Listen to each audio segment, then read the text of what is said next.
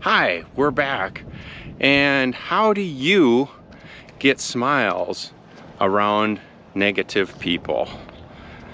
We're going to talk about the impact of negative people on our lives and hopefully some strategies to get some smiles around them. First of all, where does negative come from, and where does that habit come from? There's many studies that show, and it obviously comes from the start, the environment you're raised in, and then as you expand, the habits that come from that, and then social groups and how you go and deal with it. Do you always have to stay there? No, but it's a tough spot to be in. What are the traits? First of all, we have to understand the traits of people that are negative. Number one, chronic complainers. Complain about whatever. There's nothing that's right, whether taxes, illness, bumpy road, food, you name it. Chronic complainers, and that really takes the energy out of a room and in a situation. And number two stays in that same camp as an ongoing pessimist. The glass is half empty, and sometimes there's not even anything in the glass, but that ongoing pessimist is a common trait. The next one that I find interesting but really relates to something I can wrap my head around is they're not supportive. And not because I don't want to say they don't care, but it's because they're caught in that power of the negative story, the negative situation, the negative, the complaining, that they can't get past that to help other people out and see themselves being a part of the community, not the center of the community. Number four, always the victim. And I always used to joke around with my dad about that, because he sometimes felt he was the victim. You know, whether it was dental work or it was often connected with the medical field. And you know, I give him a hard time. I was like, gosh, can you imagine how hard that would be to, you know, as soon as they come in and you give your name, they're like, oh, double the charges, we have to pay for more, charge him, make him wait. And I did get him to laugh a bit on that, but always the victim. And the last one that really hits home to me, really hits home, is you can't count on them. That because they're caught in their story, their complaint story, they're dwelling on it, that they're not able to be there for you. And that's an important thing to me, because I was brought up, and my grandpa and my dad brought me up, that your word is your bond. And you want to be, if I say I'm going to do something, I want you to count on that I can do that. So those are some of the common traits. Now, responses. And these are just some strategies that are recommended. The link will be below, but that I work with often. The first one is so important, and that is don't cast judgment. Don't even try to guess why. That person is there.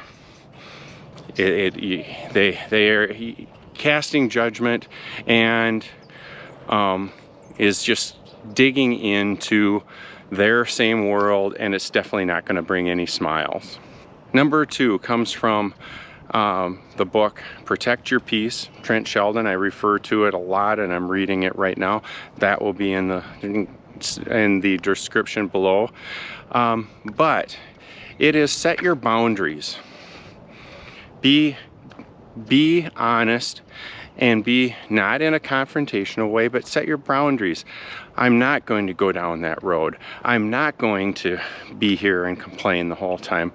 Or just saying nothing is setting your boundaries, that you're just not going to go into that type of scenario. And I find that is tough to do, because if you want to help people, and especially if you're a people pleaser, my wife is a people pleaser, setting those boundaries is hard, and it can definitely take energy away from you if you don't set boundaries. Number 3, respond, but don't react. Respond. And I think also redirect goes with that. Respond, redirect. Do not react and jump in that pity pool. Whatever it is, let them finish, respond to it, even acknowledge it, but let it be their situation and not yours. Number 4, don't take it personal. It really has nothing to do with you. You are just the sounding board. Again, referring to people pleasers, they hear it and they want to fix it. The person complaining isn't looking to fix it. So just don't go there. Let it be what it is. Now the next one is kind of tricky, but you try to disarm the negativity, redirecting it, pulling out. And speaking of this one, I think brings up a story I remember a long time ago. I was at a tournament that Brittany played in, and parents in middle school and in high school now are very vocal. And this parent was nasty, was negative.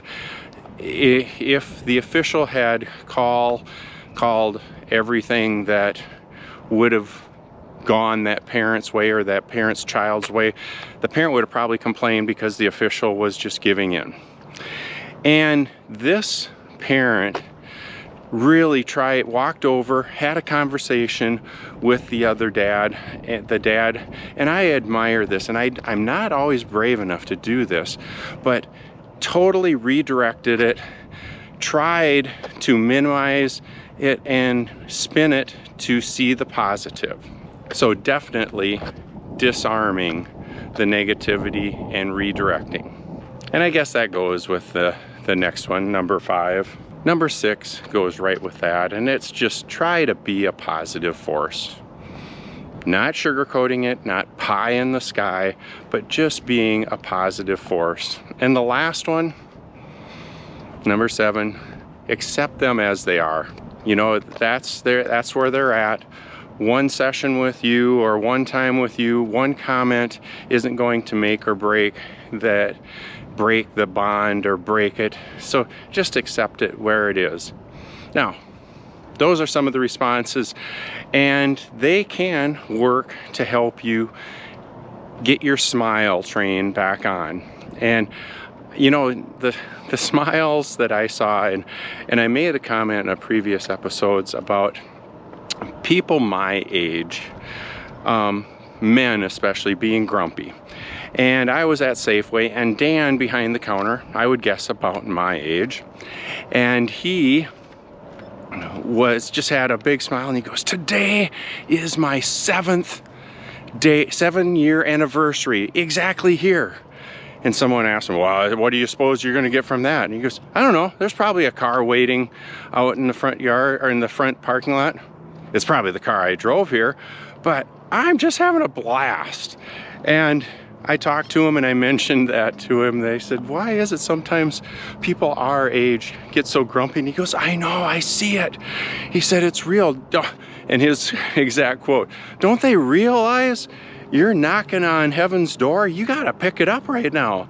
And he just would spin negative situations into smiles for sure. And I just think it was so cool. Now, today is a hot day, really hot for some. I love the hot, so I'm out in it. I'm pretty much by myself outside here because it's in the 90s.